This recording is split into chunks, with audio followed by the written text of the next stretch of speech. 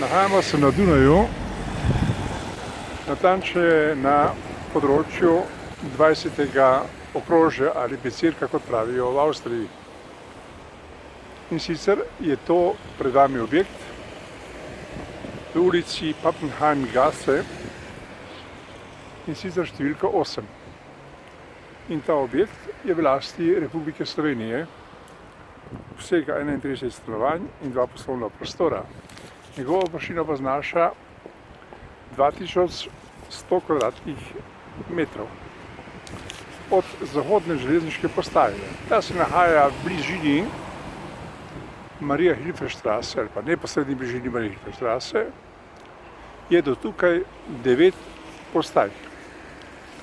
In sicer, če želite priti do tja, se morate voziti s podzemno železnico U6. In zakaj vam prikazujemo ta objekt? Zato, ker v bistvu večina v Sloveniji sploh ne ve, da je to v naši lasti, in sicer v kar zanimivem področju. Tukaj v neposredni bližini desno se nahaja tudi sežigalnica Špitalov, no mi pa se seveda želimo bolj pozanimati o tem objektu, ki ga upravlja, ne boste verjeli, Banka Slovenije, ki je, kot kaže, ali pa kot pravijo, dobila po nasledstvenem procesu s nekdanjo bivšo državo Jugoslavijo.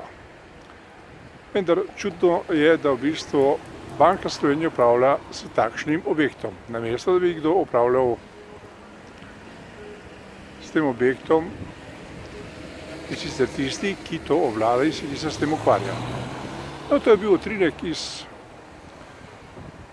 20. okrožja z ulice Pappenheimgasse, številka 8, da pokažemo vsem državljanom Republike Slovenije, kaj imajo v lasti na Dunaju.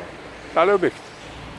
No, pa lep pozdrav, da veste, če boste prišli na Dunaj,